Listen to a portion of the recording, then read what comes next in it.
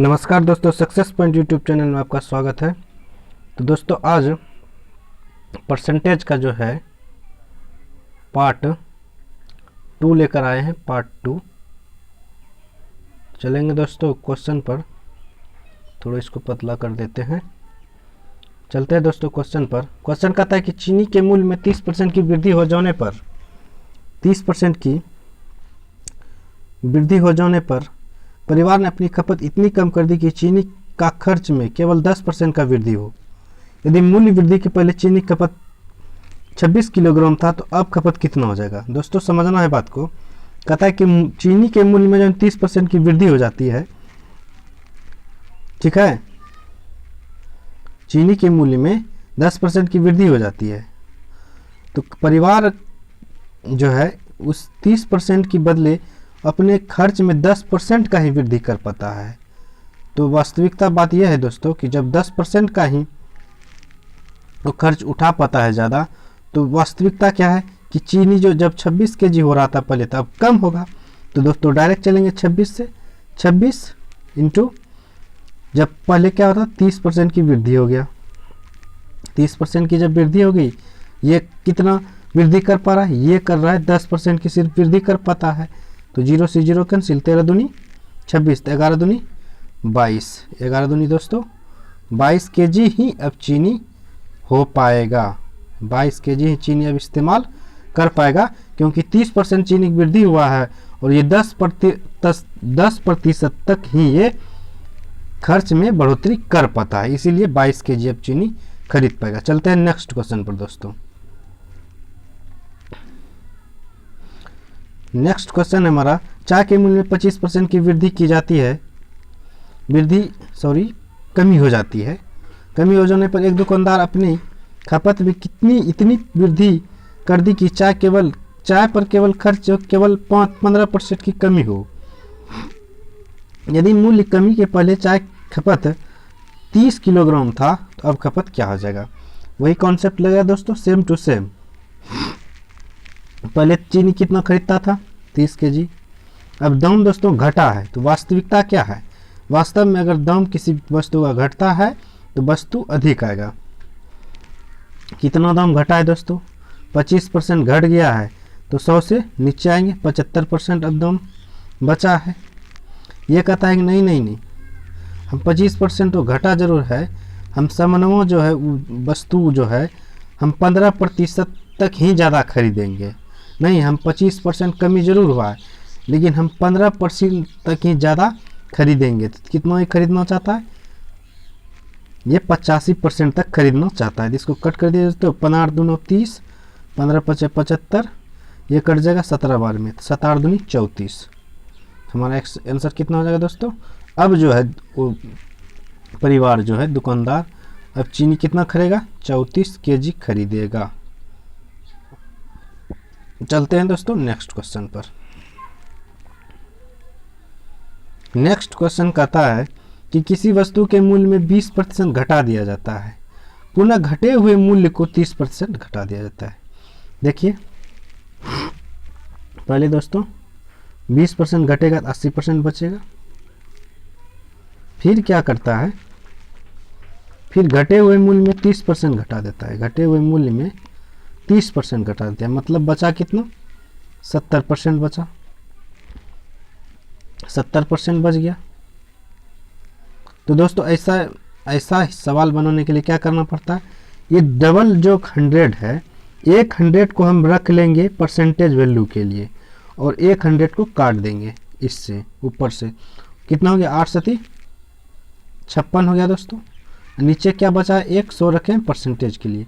तो दोस्तों ये देखना है 100 से कितना कम है, 100 से कितना कम है, 44 कम है। तो वस्तु के मूल्य पर यही प्रभाव पड़ा, 44% कम हो गया। ठीक है दोस्तों, तो करेक्ट आंसर हमारा यही हो जाएगा, 44% की कमी। चलेंगे नेक्स्ट क्वेश्चन पर। नेक्स्ट है हमारा दोस्तों क्वेश्चन नंबर 4।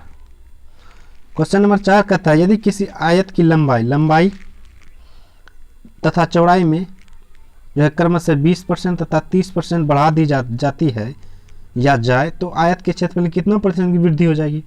तो कहता है एक बार बढ़ा दीजिए एक बार 20% बढ़ा दिया 100 में, फिर एक बार दोस्तों 30% बढ़ा दिया 100 से।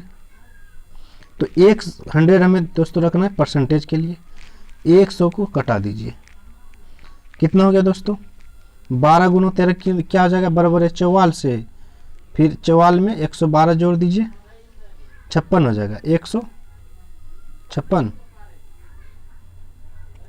कितना हो जाएगा दोस्तों 156 हो जाएगा।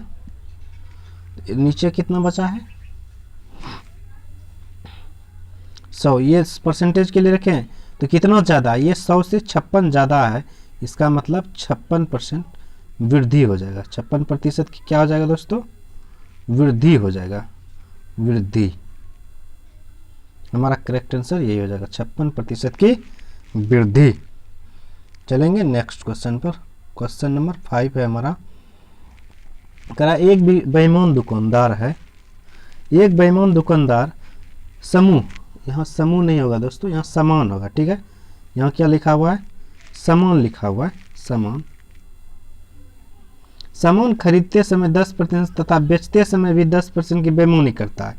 बेईमानी का मतलब हुआ दोस्तों कि 10% का लाभ उस समय भी बेईमानी कमा लेता है और 10% यहाँ भी कमा लेता है, तो उसका लाभ या हानि परसेंट क्या हो जाएगा नहीं। तो दोस्तों यहाँ तो ये समझना था हानि तो होगा नहीं, यहाँ जब भी होगा लाभ ही होगा, लाभ ही लाभ है। तो पकड़ते हैं इसका पॉइंट। देखिए दोस्तों पहले का 10% अर्थात 10% की बेईमानी यहाँ भी कर लिया, ये 100 का 110 में चलेंगे, फिर 10% बेईमानी फिर कर लेता है 110 गुने 100। इस 100 को किस लिए रखना है परसेंटेज के लिए, इस 100 से इस ऊपर वाले को कटा देना है। 11 21 से हो गया मेरा दोस्तों, 100 तो बचा है परसेंटेज के लिए।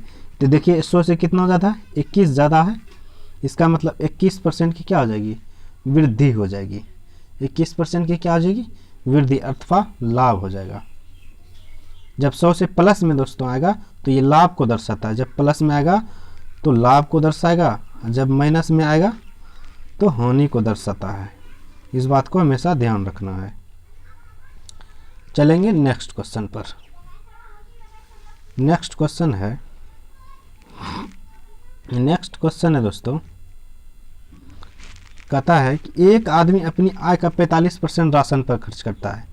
ध्यान से समझना है दोस्तों, 45% राशन पर, 45% जो है राशन पर।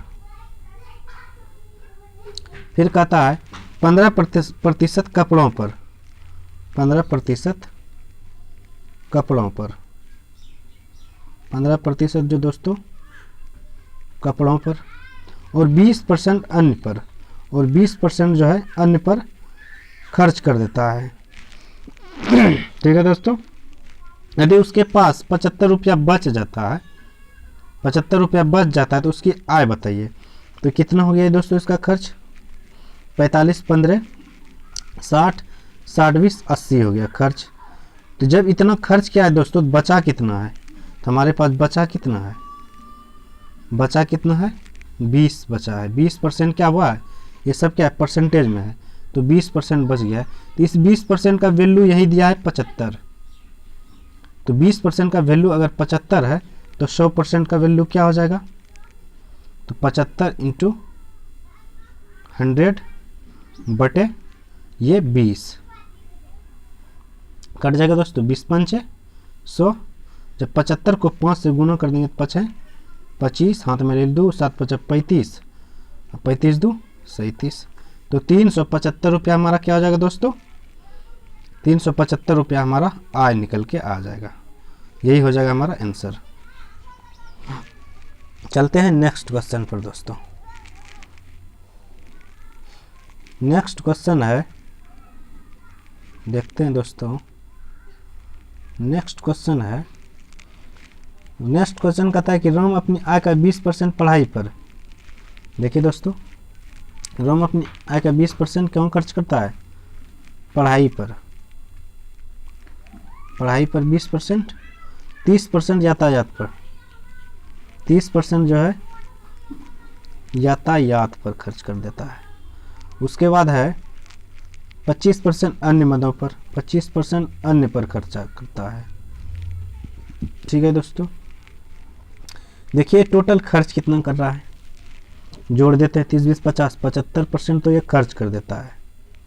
बचा कितना परसेंट, 25%, नहीं बचा कितना है दोस्तों, 25% बचा है। कहता है कि एक दिन उसकी मासिक आय 500 रुपया है। कहता है कि मासिक आय अर्थात दोस्तों 100% बराबर किसी भी कोई भी आय हो तो वो हमेशा अपने आप में क्या होता है, 100% होता है। तो अगर इस 100% का वैल्यू जो दोस्तों यहाँ 500 दिया गया है, क्या दिया गया, 500 दिया गया है, तो क्या कह रहा है, तो उसकी मासिक आय 500, तो वो क्या बचाता कितना है, तो बचाता कितना है दोस्तों, ये खर्च करता है 75%, तो बचाता कितना है, 25% बचाता है, ये बचाता है। तो अगर आय उसका 100% बराबर 500 रुपया है, 500 रुपया है, 100% बराबर 500 रुपया है, तो 25% बराबर क्या हो जाएगा, तो 25% बराबर क्या हो जाएगा, तो 25% बराबर हो जाएगा 500 इंटू 25 बटा 100। 100 से ये डबल शून्य कट जाएगा दोस्तों। अब 25 को 5 से गुना कर दीजिए, 25 दिया, 25 पंचे 125 रुपया हमारा बचत आ जाएगा आंसर।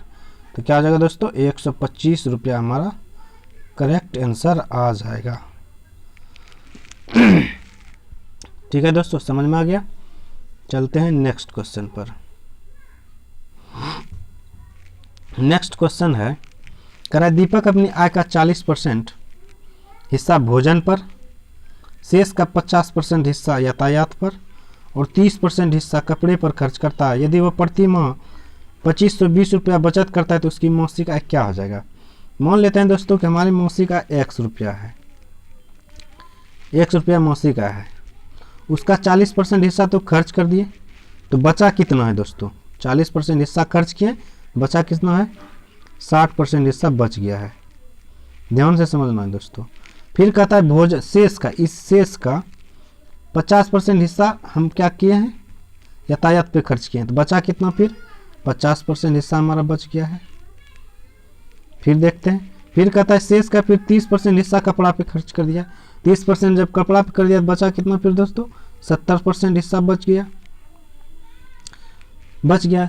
इस सब खर्च करने के बाद यदि वह प्रति माह 5200 रुपया, तो ये बचत, यही तो बचत है दोस्तों, ये बचत का यही सब मान है। खर्च कर करके इतना बचा है, 60% यहाँ बचा, यहाँ 50% बचा, यहाँ 70% बचा, कुल मिला के बचा कितना है, इसी के बराबर में 2520 बचा है। तो इसको अब हल कर देते हैं। देखिए ये 3 शून्यों से ये 3 शून्य काट देते हैं, पहले कट गया। अब बच गया क्या क्या, ये 6 पंच 30 हो गया यहाँ दोस्तों, इसको काट देते हैं, 6 पंच 30, 6 पंच ये 6 पंच 30 से ये 3 जीरो कट जाएगा, बचा यहाँ इसमें 3 से काट देंगे, 3 8 24, 3 चौका 12, 84 बार में कट गया। फिर इस 7 से काट देंगे, 12 7 84, तो यहाँ आ गया 12।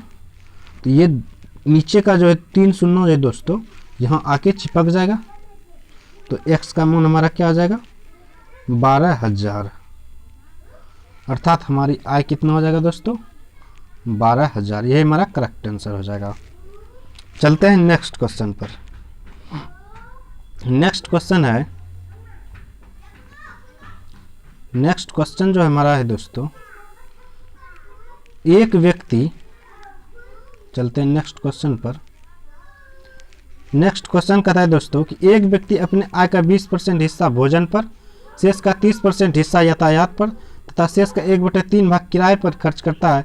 यदि वो 5600 रुपया की बचत करता है तो उसकी मासिक आय क्या होगा। तो उसकी मासिक आय फिर x मान लेते हैं दोस्तों, x मान लिए, उसकी मासिक आय क्या मान लेंगे, x मान लेंगे। कहता है इसका जो है 20% हिस्सा भोजन पर खर्च कर दिया, तो बचा कितना हिस्सा, 80% तो बच गया है हमारा। फिर कहता है कि शेष का 30% हिस्सा जो है यातायात पे खर्च कर दिए, 30% हिस्सा जब यातायात पर खर्च कर दिया, बचा कितना हिस्सा है, 70% हिस्सा फिर बच गया। फिर कहता है दोस्तों कि तथा शेष का 1/3 हिस्सा किराए पर खर्च कर दिया गया है। जब 1/3 हिस्सा खर्च किया है, 3 का एक हिस्सा खर्च कर दिया है, तो बचा कितना है? 2 हिस्सा। 3 का 2 हिस्सा बच गया है, खर्च करता है। यदि वह 5600 रुपया की बचत करता है, यही तो बचत है दोस्तों, इसी बचत के बराबर ये बचत हो जाएगा। तो इसको आप काट पीट दीजिए। देखिए A0 से 1 2 जीरो यहाँ कट गया, 2 जीरो से 2 जीरो, और 8 सती 56, 8 सती 56 से ये 56 कैंसिल हो गया।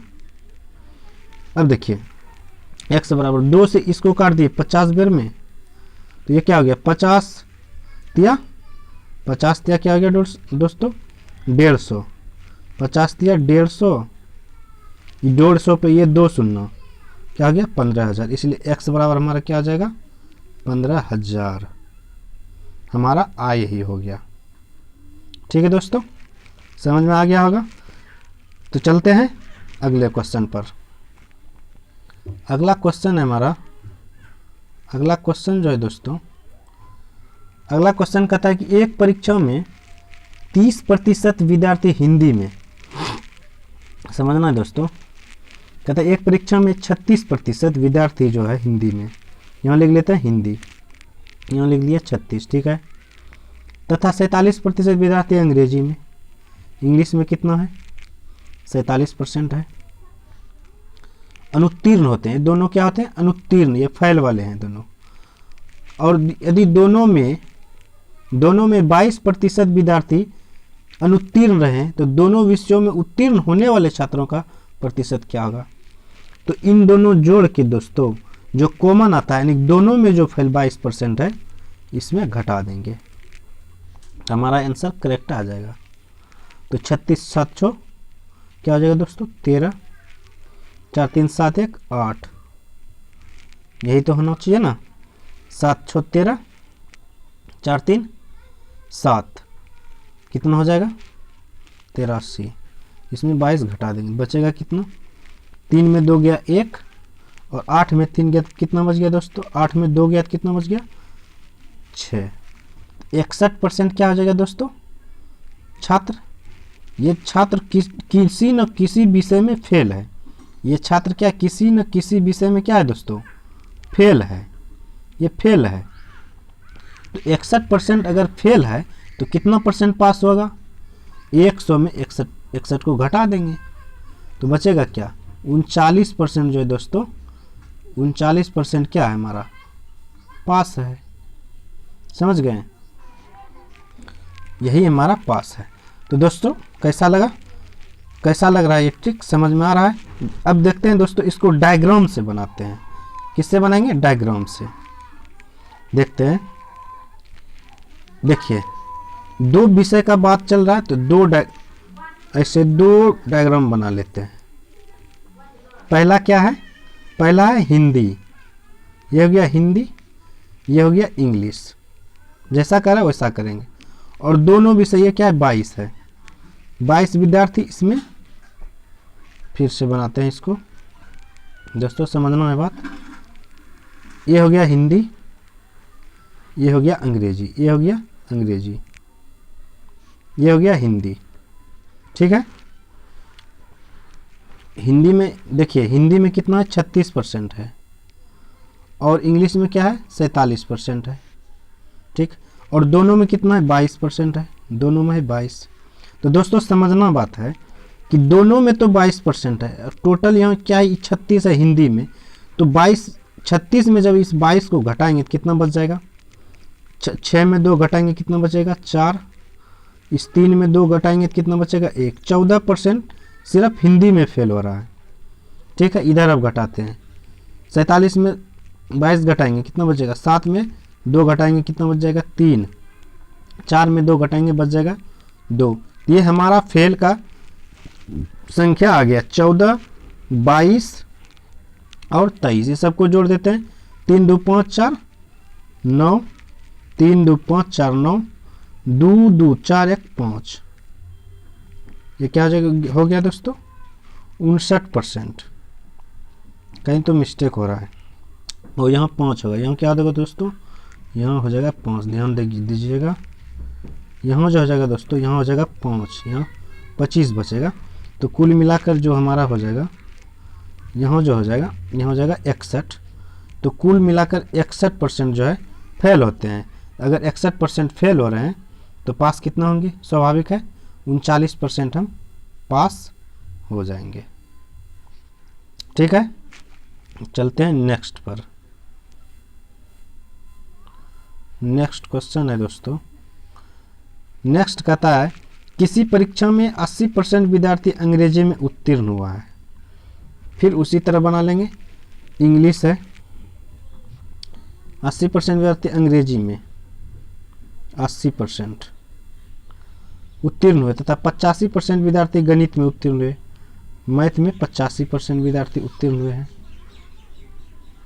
और 75% विद्यार्थी दोनों विषयों में उत्तीर्ण हुए हैं। 75% जो विद्यार्थी है दोस्तों, इंग्लिश प्लस मैथ दोनों में उत्तीर्ण हुए हैं। कह रहा है तो दोनों विषयों में अनुत्तीर्ण अर्थात फेल रहे विद्यार्थियों की कुल संख्या क्या है। तो पहले देखते हैं कि दोनों विषयों में उत्तीर्ण छात्र कितने हैं। तो पहले जोड़ लेंगे 80 प्लस 85, घटाओ जो कॉमन रहता है उसी को हम घटा देते हैं, 75 घटा देंगे, कितना हो जाएगा 80 में 160, तो हो जाएगा 165 घटाओ 75, कितना बच जाएगा, कितना बच गया दोस्तों, इसको घटाइए, 65 में 75 घट जाएगा, यहाँ बच गया 0, यहाँ बच गया 0, यहाँ बच गया 16 में 7 गया 9। तो 90% छात्र जो है दोस्तों क्या है, 90% जो छात्र है दोस्तों ये पास है। ये क्या है, पास है। जब 90% छात्र पास है तो फेल कितना है, 10% क्या है, फेल है। 10% क्या है दोस्तों, फेल है। अब कह रहा है विद्यार्थियों के दोनों विषयों में विद्यार्थियों की कुल संख्या ज्ञात करना है। यहाँ कुछ जो है ना दोस्तों 40, यदि 40 विद्यार्थी दोनों विषयों में अनुत्तीर्ण है तो अनुत्तीर्ण यहाँ 10% तो फेल हो रहा है दोस्तों। देखते हैं थोड़ा सा, इसको मिटाते हैं, इधर मिटाते हैं, थोड़ा सा इधर मिटाते हैं दोस्तों, जिसके अनुसार हाँ अब देखिए दोस्तों जो कह रहा है वह वही करेंगे। कह रहा है कि ये जो है 40 विद्यार्थी दोनों विषयों में अनुत्तीर्ण है, लेकिन परसेंट के हिसाब से 10% ही अनुत्तीर्ण है। तो इसी 10 का जो वैल्यूएशन दिया गया है 40 दिया गया है। अगर 10% का वैल्यू 40 है तो 100% का वैल्यू क्या हो जाएगा, तो 40 इंटू 100 बटे 10, तो 0 से 0 कैंसिल, बराबर इस 4 को 100 से गुना कर देंगे तो 400 हमारा कुल विद्यार्थी है। तो दोस्तों वीडियो कैसा लगा, शेयर कमेंट और चैनल को सब्सक्राइब जरूर करें, और अगर अच्छा लगे तो लाइक करें। धन्यवाद।